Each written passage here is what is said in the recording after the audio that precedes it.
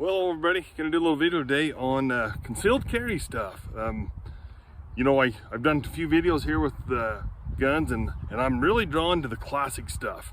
Single action revolvers, double action Smith & Wessons, Winchester 1886s, but you know, I truly love a modern gun too. So the gun I'm gonna go over today is this Taurus G2. Of course, you guys can see it's unloaded. Magazine's unloaded while we're handling it here for a second. But this gun I bought when they first come out. I don't know how many years ago that's been. Shoot, 3, 4, 5 years ago. I'm not really sure. But I paid under $200 for this gun brand new. I hope you guys can see this gun is filthy. I am not sure that I've ever cleaned it. I'm not really great at cleaning guns as good as I should be. But yeah, this is a dandy gun. Fully adjustable rear sight. I thought that was pretty neat on it. So I spent some time sighting it in. I've got 3 different loads we're going to shoot today, just for testing purposes, just accuracy. The load that I carry is a Speer Gold Dot. I don't shoot in on paper much, of course. You know, they're super expensive, but got some different loads today. What a dandy little gun. I truly love this gun. You know, I don't know about the new ones, but this one particular had a terrible catch in the trigger. So it's got this little Glock style safety deal on the trigger, and the spring is so tight on that it doesn't fully, what I would call, disengage. And as you pull the trigger, you just feel a little snag in there. I took it apart, did some work on it, polishing and such, and got that out of it. There's a lot of YouTube videos on how to do that. I'm not going to get into that today, but the trigger on these is truly not great. It's not a target trigger. This gun is for close range, self-defense, and that's what I use it for. Of course, I got to go shoot it on paper at 25 yards, and I'll do that today just for good time's sake. But what I like about this gun is I do like the trigger. If you guys can see, that trigger has a lot of travel. When I'm sticking this thing in an inside the waistband holster and I'm porting, you know, that's pretty close to myself. I don't want a gun to accidentally go off. There's a lot of movement in that trigger, and it's not light, it's not easy. You've got to make some effort. So when you go to pull that, there it is. That's like the single action side of it. Of course, this has got the restrike capability, so you can just keep pulling it. There again, you're not accidentally, I mean, you've got to have a bad wreck to accidentally pull that trigger. That's why I like this for concealed carry. You know, I've got SIGs, Smith & Wessons, got other guns. Recently bought a CZ P07. I'll do a video on that. I truly love that CZ. That is a fine gun. But anyway, this is the gun I carry. I'll show you a couple different holsters I have for it. This is a DeSantis holster. I don't know if you guys are familiar with DeSantis. I've got several of these holsters. Boy, that is a fine holster. I truly like this DeSantis. So this guy's just a standard outside the waistband thumb brake holster. I don't use this holster a lot for this gun, because usually when I carry it's inside the waist and more of a concealed. If a guy in the wintertime is wearing a jacket or a shirt untucked, boy, you don't even hardly know this gun's on your side. It is so lightweight. That holster fits super good. That's a great way to carry this gun outside the waist. So this holster, I believe, and I've had it for so long I forgot, I think it's an Alien Gear, but they call it, I think, like a super tuck. Hope you guys can see this, but the way that holster is designed, you tuck your shirt between the holster and that metal clip. For me, I wear Western shirts all the time, like them tucked in. So when this is on and tucked, your shirt goes in there, and so all you see is this clip on your belt. I've worn this all day, many times inside the waist. I'm getting a little swelling around my belt line here, so I put it more back on my hip, and I mean, this is a great way to carry this gun, so I'm super tickled with it. But so anyway, now let's talk about some ammo. That's the 2 holsters I have for that gun. Both of them are fantastic.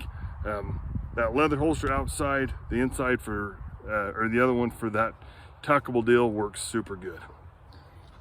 So I got just some factory Federal FMJs, 115 grain, you know, just run-of-the-mill stuff. This is, I actually think I bought this at Walmart back when Walmart carried handgun ammo. This is a hand-loaded with using universal powder. This is called the Zero brand bullet, just a projectile. They're also 115s, I believe. Pretty reasonable price. I got those actually at a pawn shop. The owner of the pawn shop was telling me they bought an estate. All the firearms related stuff off of an estate, had those there. Got a great price on them. I really like these Zero brand bullets. I think I will, the cost of them on is pretty good. Shoot super accurate, and all my 9mm, they all like this this Zero brand. So they've been super hard to get, along with everything else in today's world. I'm hoping that's starting to relax a little bit. So, but yeah, that Zero is the bullet I'm gonna actually end up going with. So now I got something a little bit unusual you hardly see. This is a powder coated semi-wad cutter 115 grain on you don't see 9mm with a semi-wad cutter. So I bought these. They're actually a Penn State brand bullet. Very hard to find a semi-wad cutter for a 9mm. These I believe are sized at 357, and every gun I own functions very well with these. I have not had a misfire or a feeding issue, is what I should say. I got a Smith, the CZ, a SIG, this Taurus. They all feed this very well. The CZ shoots this load very well, and this Taurus shoots this load pretty well. My SIG 320 hates this load. It'll feed and function, but yeah, group wise, it doesn't shoot that well. So anyway, I'm not sure I'll buy any more of these. The Zero brand hollow points aren't a lot more money than these, so I'm not sure I'll continue with these. I've got probably 700 or 800 of these loaded. I'll shoot them, have some fun with them, just use them for practice, but not sure I'll go back to this. But anyway, a little bit of history on this. Somebody told me somewhere that the original 9mm was designed for a semi-wad cutter. We're talking pre-World War I here. And when they went into the war, that was the load they was using. And NATO or whoever got together, that was before even the days of NATO, I'm pretty sure, and said that these semi-wide cutters were tearing the soldiers up too much. So they opted to go to a FMJ, which is more, you're gonna wound an individual and get him out of the fight, but without hurting him too bad. So anyway, I don't know how much truth to that is, but thought that was interesting. That's what, when I heard that story, that's what made me want to shoot this semi-wide cutter, see if it works. So anyway, and they certainly do work. Alrighty, well, let's do some shooting. All right, so what I'm gonna do is I'm gonna just shoot three shot groups. I got 3 separate targets up there, and then we'll walk up and look at all 3 of them. All right, so this is the Zero brand hollow point.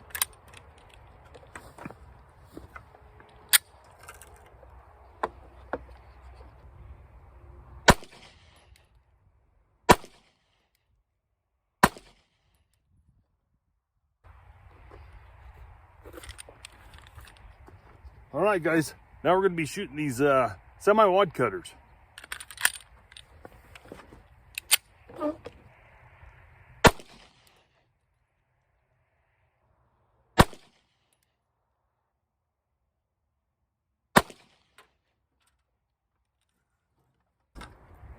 All right, guys, now we're going to do the Federal factory FMJs 115.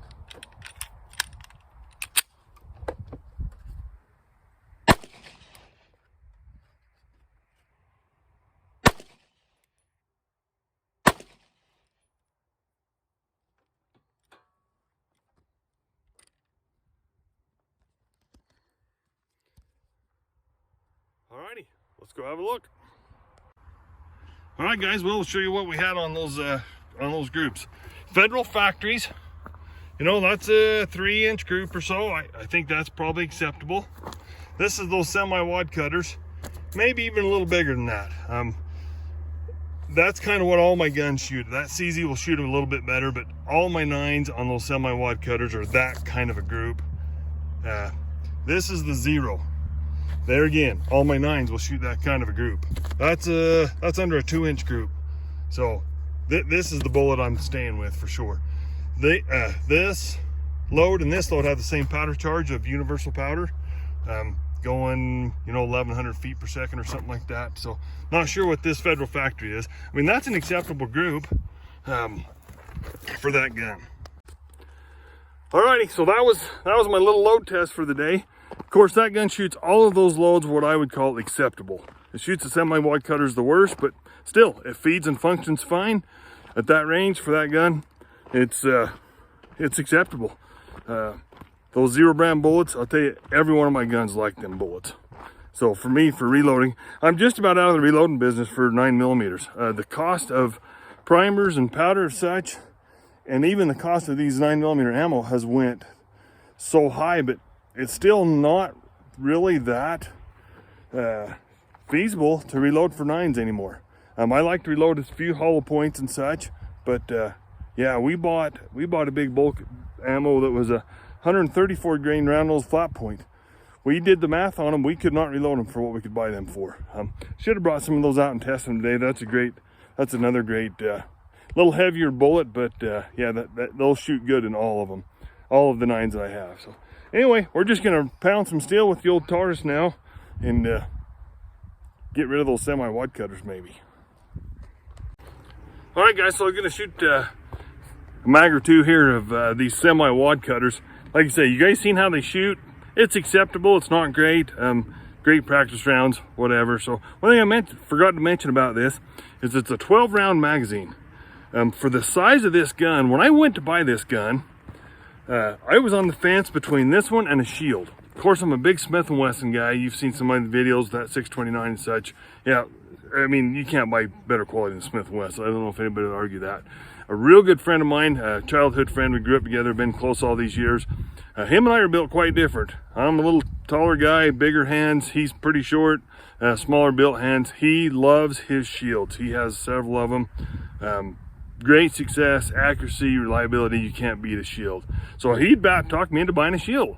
So I go to town and I have the Shield and this Taurus G2 sitting side by side. And with this being a double stack gun, the thickness of the grip is slightly more than a Shield. I just couldn't get over how good this gun felt. My hands are exceptionally large. They really are. Most guns of these compact size just don't feel right. They're just too small for me.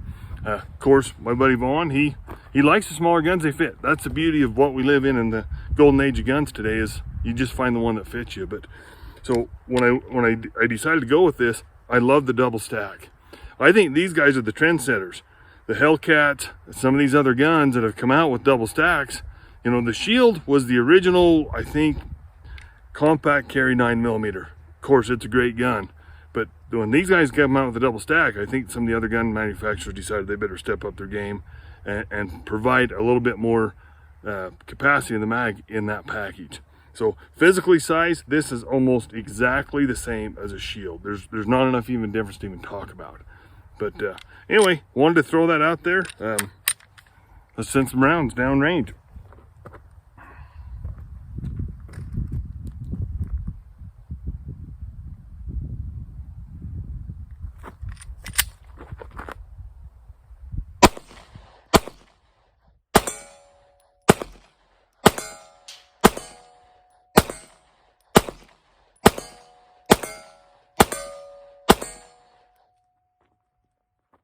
So I missed a few. I'm not too proud to admit it. I missed a few of them. What's interesting about these guns, and this one especially with that semi-wad cutter load, it shoots a little low. I decided not to adjust the sights because when those are gone, they're not coming back.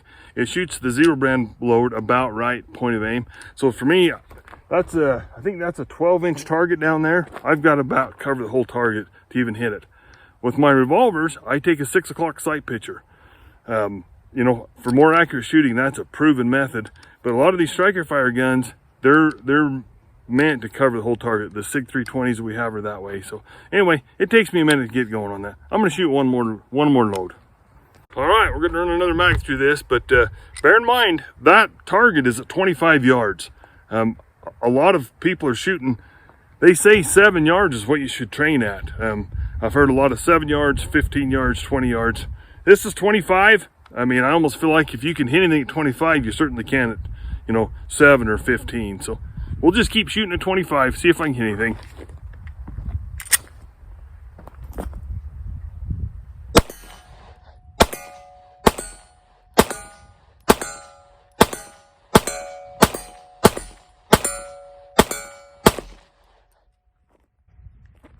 Well, I think I missed the last one. So that goes to show you a guy needs to practice a little bit.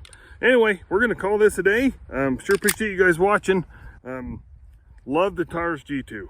I can't really say enough good about it. It's a niche gun for me. Doesn't have a great trigger. You know, it's not a 50-yard gun. You notice we didn't shoot any targets of 50 yards with it. It's just not that gun. But I've carried that gun a ton. I highly recommend it. I actually bought a second one recently. Love those guns. I mean, if a guy wants to put a gun in a bug out type bag or something, shoot, you couldn't go wrong with that. A couple mags full in there. Yeah, I don't know what they're selling for on the street right now. I think they're still in that low 200 range, 229, 249. You can't beat them. The gun is super reliable. I'm ashamed to say that I don't know if I've ever cleaned that gun. So there again, it's probably got a couple thousand rounds through it without any cleaning. It functions perfectly with semi-wad cutters. Anyway, so there you have it. Appreciate you guys watching. Please comment. Love to hear the comments. I try to be very diligent about replying to every comment I get. Tell me if you guys have experience with this.